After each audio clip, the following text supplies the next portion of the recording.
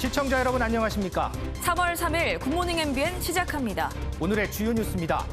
국민의힘 윤석열, 국민의당 안철수 대선 후보가 오늘 새벽 회동을 갖고 야권 후보 단일화에 잠정 합의한 것으로 알려졌습니다. 두 후보는 오늘 오전 국회에서 기자회견을 열고 공동선언을 발표할 예정입니다.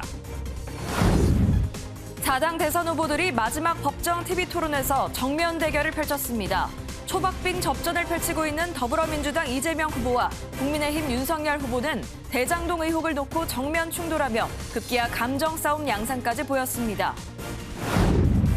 러시아의 침공으로 우크라이나에서 지금까지 민간인 사망자만 2,000명이 넘는 것으로 알려진 가운데 양측은 오늘 두 번째 협상을 열고 휴전 등을 논의합니다. 유엔 총회에서 러시아의 우크라이나 침공을 규탄하고 즉각 철군을 요구하는 내용을 담은 결의안이 압도적인 지지로 채택됐습니다. 코로나19 신규 확진자 수가 오늘도 20만 명 안팎이 될 것으로 보입니다. 방역당국은 오미크론 유행이 정점에 근접했다며 거리 두기 조기 완화 검토를 시작했고 이르면 내일 발표할 것으로 보입니다. 오늘은 전국이 대체로 맑은 가운데 아침엔 춥고 한낮에는 기온이 올라 포근해 일교차가 15도 안팎까지 크게 벌어지겠습니다. 수도권과 충청, 전북 등 전국 곳곳에서 미세먼지 농도가 나쁨 수준을 보일 전망입니다. 국민의힘 윤석열 대선 후보와 국민의당 안철수 대선 후보가 오늘 새벽 단일화에 잠정 합의했습니다. 윤 후보가 안 후보와의 단일화 협상이 사실상 결렬됐다고 발표한 지 사흘 만에 이뤄진 극적인 반전으로 양측은 오늘 오전 국회에서 기자회견을 열고 공동선언문을 발표할 예정이라고 하는데요. 이 소식 잠시 후 자세히 알려드리겠습니다. 자, 오늘 첫 소식은 어제 열린 대선 전 마지막 TV 토론의 내용부터 전해드립니다. 4당 후보들은 어제 토론회에서 각종 사회 현안을 두고 격론을 벌였습니다. 더불어민주당 이재명 대선 후보와 국민의힘 윤석열 대선 후보는 대장동 의혹과 특검 도입을 두고 또다시 충돌했습니다. 신재우 기자가 보도합니다. 윤석열 국민의힘 대선 후보는 대장동 사건에 대해 검찰이 수사를 덮었지만 증거가 계속 나오고 있다며 선공에 나섰습니다. 김만배가 남욱 변호사에게 대장동 개발이 이재명 게이트라고 하면서 4천억짜리 도둑질이라고 했다고 남욱이 검찰에서 진술한 게 또 확인이 됐습니다. 반면 이재명 더불어민주당 대선 후보는 김만배 녹취록에서 윤 후보도 거론됐다는 점을 언급하며 맞대응했습니다. 윤석열 후보 내 카드 하나면 죽는다. 바로 구속되면 죽는다. 돈 많이 받았다. 이렇게 말한 거는 왜 인용을 안 하고 그 사람이 똑같은 사람이 한 말인데. 이 후보는 선거가 끝나더라도 특검을 한 뒤 문제가 드러나면 당선되더라도 책임을 지자고 역공에 나섰고 윤 후보는 왜 지금까지 다수당이 특검 수용을 하지 않았냐고 반박했습니다. 이거 대통령 선거가 끝나더라도 특검 해가지고 반드시 특검하자는 거 동의해 주시고 두 번째 거기서 문제가 드러나면 대통령이 당선돼도 책임지자 동의하십니까? 이거 보세요. 동의하십니까? 이거 보세요. 지금까지 동의하십니까? 다수당으로서 수사도 다 회피하고 동의하십니까? 지금 뭐 대통령 선거가 국민학교 애들 반장 선거입니까? 마무리 발언에서도 이 후보는 윤 후보가 특검 도입에 동의하지 않았다고 지적했고 윤 후보는 선거 일주일 남기고 갑자기 특검을 하자는 건 후안무치하다고 반박했습니다. MBN 뉴스 신재우입니다. 어제는 사회부나 토론회였던 만큼 대선 후보들은 복지 정책에 대한 공방도 주고받았습니다. 특히 민주당 이재명 후보의 대표 공약인 기본소득과 페미니즘을 두고 후보들의 설전이 이어졌습니다. 이현재 기자가 보도합니다.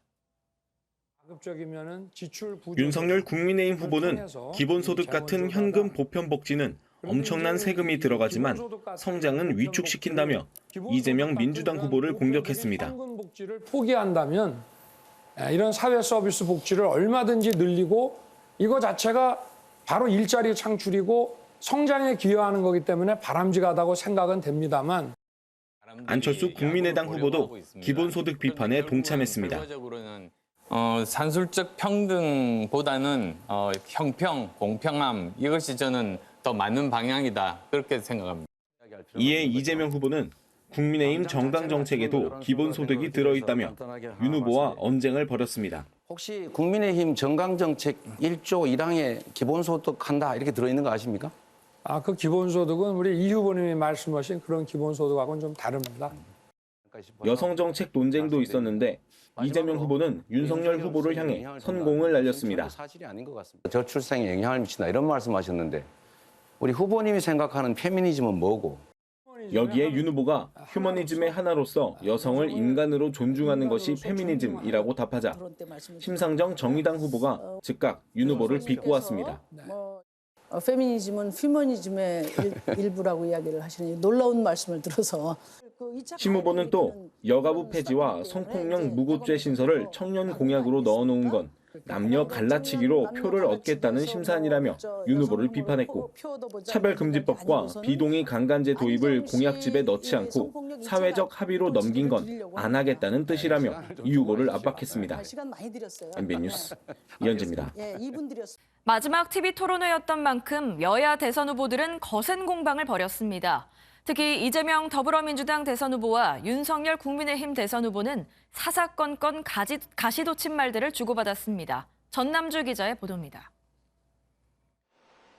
윤석열 국민의힘 대선 후보는 이재명 더불어민주당 대선 후보가 변호사 시절 조카의 살인 사건을 변론하며 심신미약이라고 주장한 사례를 꺼내들었습니다. 또 딸이 보는 앞에서 그 엄마를 회칼로 난자해서 살해한 흉악범을 심신미약, 심신상실이라고 그 변호를 하셨는데 이렇게 여성 인권을 무참히 짓밟으시면서 이 후보는 변호사라는 직업이 범죄인을 변호하는 일이라며 설명하며 피해자에게는 사죄했습니다. 변호사라는 직업 자체가 범죄인을 변호하는 일이어서 어쩔 수 없는 측면이 있었다. 우리 또 피해자 여러분께는 사죄의 말씀을 다시 드립니다. 두 후보는 감정 섞인 발언을 이어가며 얼굴을 붉혔습니다. 우리 윤 후보님 이거 벌써 몇 번째 울고 먹는 건지 모르겠는데 정말 국민의 삶을 놓고 계속 이러시는 거 이해가 안 됩니다. 이런 후보가 아이 키우고 싶은 나라 얘기를 하고 노동가치 얘기하고 나라 미래 얘기를 한다는 것은 이거는 국민을 좀 우습게 가볍게 보는 그런. 심상정 정의당 대선 후보는 두 후보를 모두 겨냥했습니다. 누가 미워서가 아니고 나 자신의 삶을 위해서 투표해 주시기 바랍니다. 양당에게 표를 주면 양당 독점 정치만 지속될 뿐입니다. 대선 후보 4명이 참석한 마지막 TV 토론은 거친 네거티브 공세 속에 이른바 진흙탕 싸움으로 마무리됐습니다. MBN 뉴스 전남주입니다. 국민의힘 윤석열 대선 후보와 국민의당 안철수 대선 후보가 단일화에 잠정 합의한 것으로 확인됐습니다. 두 후보는 마지막 TV 토론회를 마치고 회동해 단일화를 논의했는데 오늘 오전에 합의문을 발표할 예정입니다. 길기범 기자입니다. 윤석열, 안철수 후보가 단일화에 잠정 합의한 것으로 확인됐습니다. 윤 후보가 안 후보와의 단일화 협상이 사실상 결렬됐다고 발표한 지 사흘 만에 이뤄진 극적인 반전입니다. 양측 정권 대리인들이 오늘 아침 7시까지 회동 여부를 포함한 시간과 장소를 결정해서 통보해 주기로 협의를 했습니다. 그러나 안타깝게도 오늘 아침 9시 단일화 결렬 통보를. 두 후보는 선관위 주최 마지막 TV 토론회가 끝나고 오늘 새벽 서울 강남에서 만나 2시간 반 동안 단일화를 논의한 것으로 알려졌습니다. 이 자리에서 두 후보는 정권 교체 필요성 등에 공감했고 안 후보가 조건 없는 단일화에 대해 결단을 내린 것으로 전해졌습니다. 윤 후보가 집권에 성공하면 인수위원회를 공동 운영하고 통합정부를 구성하는 내용 등도 논의된 것으로 알려졌습니다. 또 대선이 끝나면 국민의힘과 국민의당은 합당 수순을 밟을 것으로 보입니다. 막바지 조율 중인 양당은 공동 합의문을 작성해 오늘 오전 중에 발표할 것으로 알려졌습니다. 사전 투표를 하루 앞둔 시점에 야권 단일화가 전격 성사되면서 남은 대선 판도에 어떤 영향을 미칠지 관심이 쏠리고 있습니다. MBN 뉴스 길기범입니다. 오늘부터 이뤄지는 여론조사는 공표가 금지되는 등 사실상 대선이 카운트다운에 들어갔습니다. 여야는 투표율이 최대 변수가 될 것이라면서 사전 투표장에 나와달라고 호소했습니다. 권영범 기자입니다. 오늘부터 앞으로 엿새 동안은 여론조사 공표가 금지됩니다.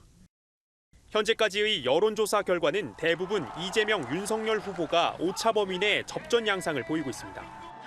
여야 모두 투표율이 최대 변수가 될 것으로 보고 사전투표에 나서달라며 대대적인 캠페인에 착수했습니다.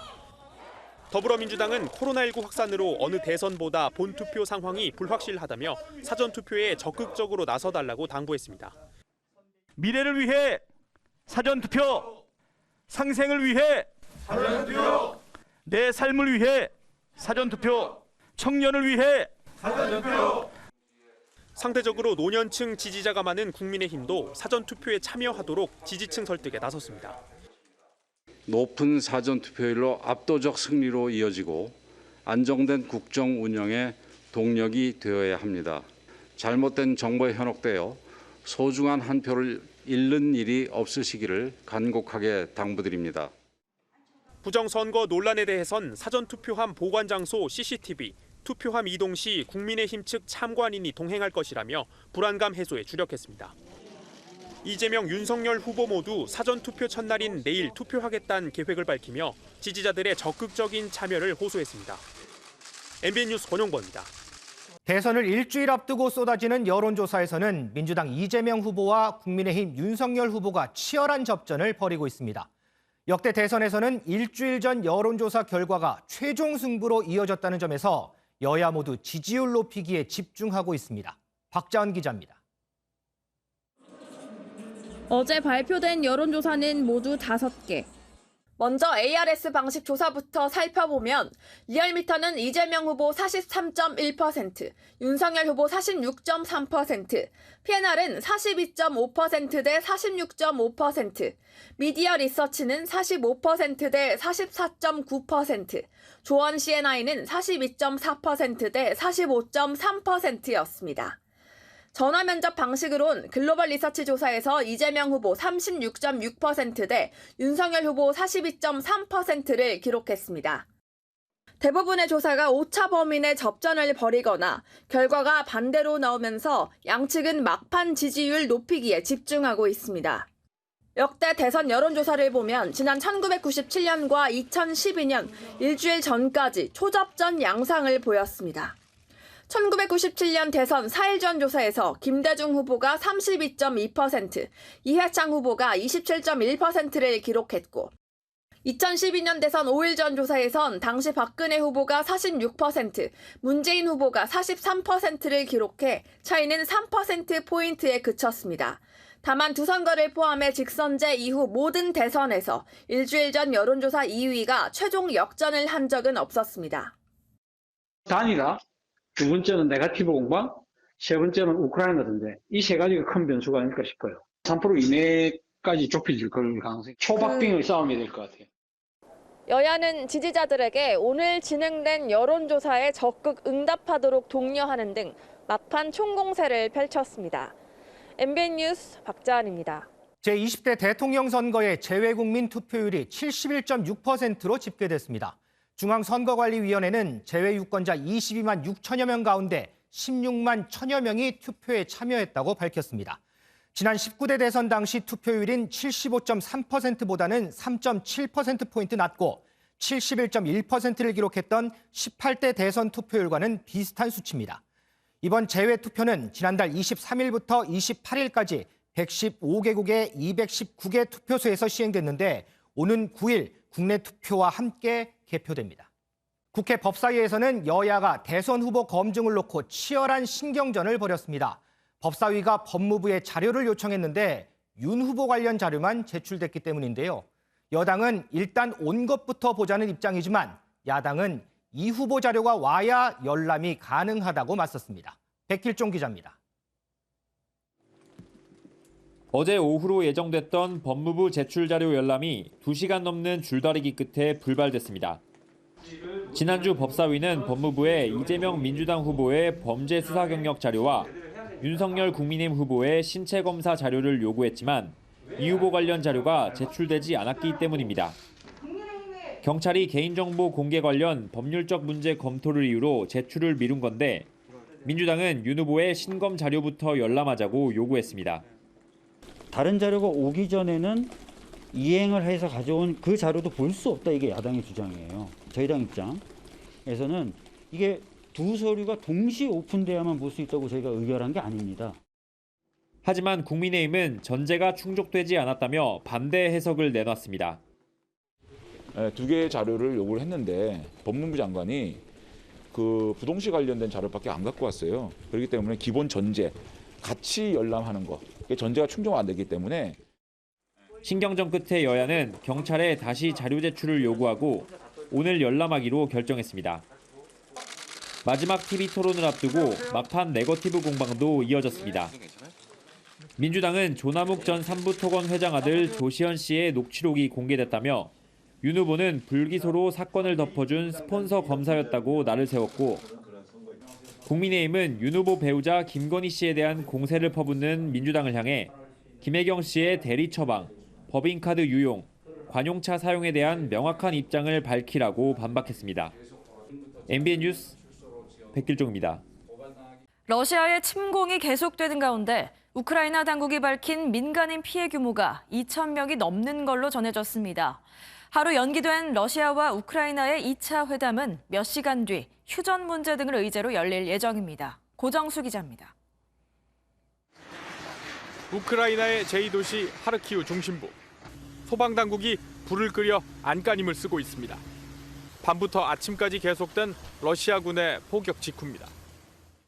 Police building. So the fire is on the top of it. Show this to those in Russia. 미국 국방부에 따르면 현재 러시아군은 수도 키이우 근처에 머물고 있고 국경 배치 병력의 82%가 진입했습니다. 우크라이나는 러시아의 침공으로 최소 2,000명 이상의 민간인이 사망했다고 집계했고 러시아는 우크라이나 군인 사망자가 2천여 명이라고 발표하며 차이를 보였습니다. 유엔은 어린이 13명을 포함해 우크라이나 민간인 136명이 숨졌다고 파악했습니다. 조 바이든 미국 대통령은 러시아의 민간인 공격은 의도적이란 입장을 밝혔습니다. Intentionally targeting civilian areas. There are over 2,000 civilian deaths. There they are. 이런 가운데 러시아 대표단은 현지 시간 3일 열리는 2차 협상을 위해 벨라루스의 폴란드 접경지대에 도착했습니다. 1차 때처럼 안전 문제로 우크라이나 대표단은 폴란드를 거쳐 도착하며 휴전 문제 등을 논의할 예정입니다. MBN 뉴스 고정수입니다. 우크라이나 사태와 관련해 열린 유엔 긴급 특별총회에서 140개국 이상의 찬성표로 러시아의 철군을 요구하는 결의안이 통과됐습니다. 미국은 러시아를 상대로 각종 추가 제재 방침을 밝혔습니다. 보도에 김태림 기자입니다. The result of the vote is as follows. In favor 141, against 5, abstentions 35. 러시아의 우크라이나 침공을 규탄하고 철군을 요구하는 내용의 결의안이 유엔 총회에서 채택됐습니다. 유엔은 현지 시간 2일 우크라이나 사태에 관한 긴급 특별 총회에서 140개국 이상이 찬성해 결의안이 통과됐다고 밝혔습니다. 이번 결의안과 같은 중요한 건은 193개 회원국 중 표결 참가국 3분의 2 이상이 찬성해야만 채택됩니다. 유엔 안전보장이사회 결의안과 달리 법적 구속력은 없지만 압도적인 찬성표가 나온 만큼 러시아가 상당한 압박을 느낄 것으로 예상됩니다. Today we call on Russia to stop its unprovoked, unjustified, unconscionable war. We call on Russia to respect the sovereignty and territorial integrity of Ukraine. 미국은 러시아에 대한 추가 제재안도 발표했습니다. 백악관은 러시아군 지원을 위한 핵심 수입원인 러시아 정유사를 대상으로 수출 통제를 한다고 밝혔습니다. 원유 및 가스 추출 장비에 대한 수출 통제를 통해 러시아의 장기적인 정유 능력 지원에 필요한 기술 수출에 제약을 가하기로 한 겁니다. 또 전투기, 보병 전투 차량 등을 제작하는 러시아 방위와 관계에 있는 22개 단체를 제재 대상으로 지정한다고 말했습니다. 한편 각종 제재가 계속되는 가운데 세계은행과 국제통화기금 IMF는 이번 주 긴급자금 3억 5천만 달러 지원안 처리를 포함해 수개월 안에 우크라이나에 30억 달러, 한화 3조 6천억 원의 자금을 지원할 계획이라고 밝혔습니다. MBN 뉴스 김태림입니다. 미국 중앙은행인 연방준비제도의 제롬 파월 의장이 현지 시간으로 2일 이번 달 금리 인상을 단행하겠다고 예고했습니다. 파월 의장은 하원 금융위원회 청문회에서 인플레이션이 2%를 훨씬 웃돌고 강력한 노동시장으로 인해 연방금리의 목표 범위를 올리는 게 적절할 것으로 예상한다고 말했습니다. 연준은 지난 1월 연방공개시장위원회 정례회의 직후 조만간 금리를 인상하겠다는 방침을 밝힌 바 있고 3월 인상설이 유력하게 거론돼 왔습니다. 어제 현대제철 당진제철소에서 50대 근로자가 450도 이상의 액체 상태의 아연을 담고 있는 대형 용기로 추락해 숨졌습니다. 경찰과 고용노동부는 중대재해처벌법 적용 여부를 검토하고 있습니다. 김영현 기자가 보도합니다. 현대제철 당진제철소 1냉용 공장에서 사고가 난 건 어제 오전 5시 40분쯤. 50대 남성 근로자가 아연 도금 포트에 빠졌다는 신고가 119 상황실에 접수됐습니다. 신고를 받고 출동한 119 구급대원이 사고 현장에 도착했지만 남성은 이미 숨을 거둔 상태였습니다. 당시 대형 용기 형태의 포트 안에는 강판을 도금할 때 쓰는 아연이 450도 이상의 고온에 녹아 액체 상태로 가득 차 있었습니다. 숨진 남성은 혼자 포트 위에 서서 액체 상단 부분에 있는 찌꺼기를 걷어내다가 미끄러져 추락한 것으로 알려졌습니다. 욕조 형태고요. 거기에 이제 아연물이 가득 차 있는 거죠.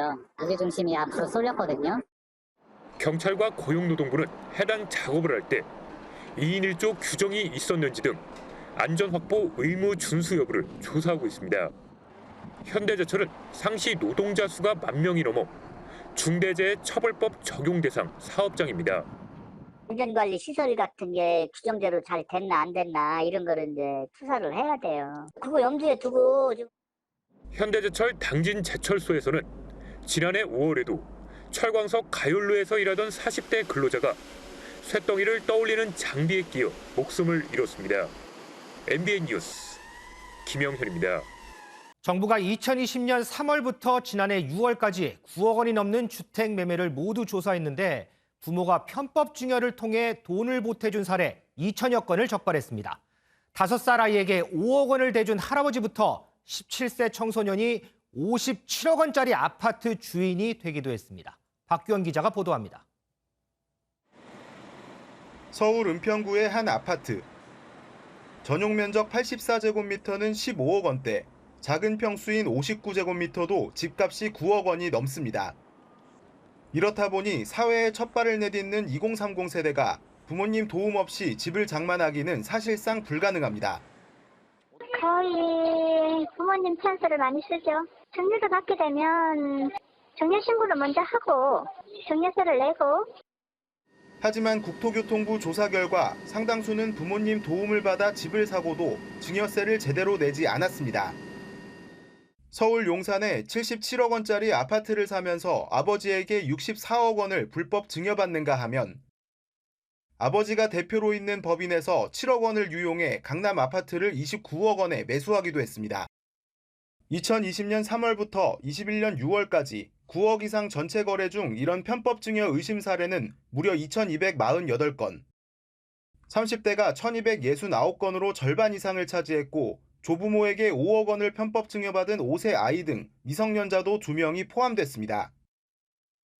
경찰청과 금융당국 그리고 국세청에 통보가 돼서 범죄 수사와 그리고 세무조사 그리고 대출 회수 같은 조치가 향후 이루어질 예정입니다.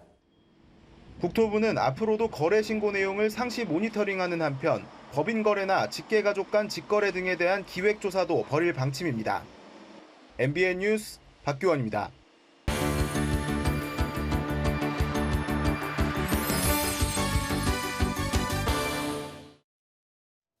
굿모닝 월드입니다. 여기 차디찬 강에서 구조돼 따뜻한 가족의 품에 안기게 된 반려견이 있습니다. 어쩌면 몸보다 마음이 더 추웠을지 모를 이 친구. 이젠 사르르 다 녹아내렸으면 좋겠네요. 미국 미시간주. 조각난 강의 얼음판 위에 개 한 마리가 위태롭게 떠 있습니다. 사다리를 타고 얼음물로 들어간 구조대원이 장대를 이용해 개를 끌어당기는 시도를 하는데요. 조심스럽게 당겨보지만 겁을 먹은 건지 좀처럼 움직이지 않는 이 녀석. 하지만 곧 구조대원의 품에 안겨 얼음장 같은 강을 빠져나오는데요.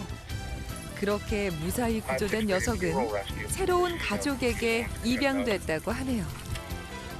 코로나19 때문에 잊고 지내야 했던 축제가 하나 둘 열리기 시작했습니다. 이렇게 조금씩 일상을 회복해 나가는 걸까요?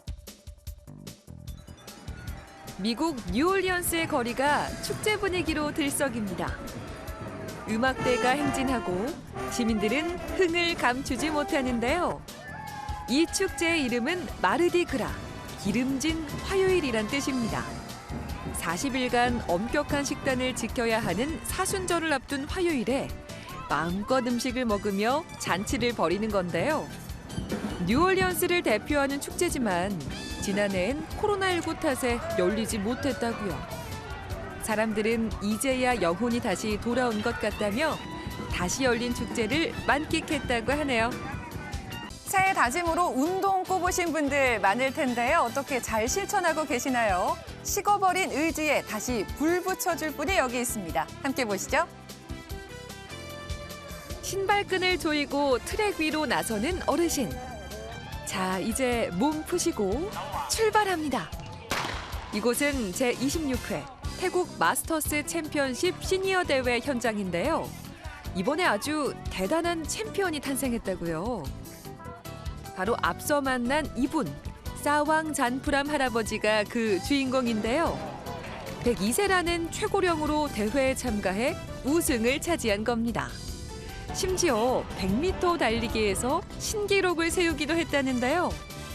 평소 꾸준하게 즐기는 운동이 할아버지의 건강 비결이라고 하네요. 지금까지 굿모닝 걸리였습니다. 일제강점기 말기인 1940년대 우리의 항일운동에 중국인들이 동참했다는 사실 알고 계셨나요? 인천에서 살던 화교 15명이 일동회란 단체를 만들어 우리 독립운동가들과 함께 항일운동을 했던 기록이 최초로 공개됐습니다. 노승환 기자가 소개합니다. 한 남성이 몸이 줄에 묶여 사다리 끝에 올라서 있습니다. 때는 일제강점기인 1943년.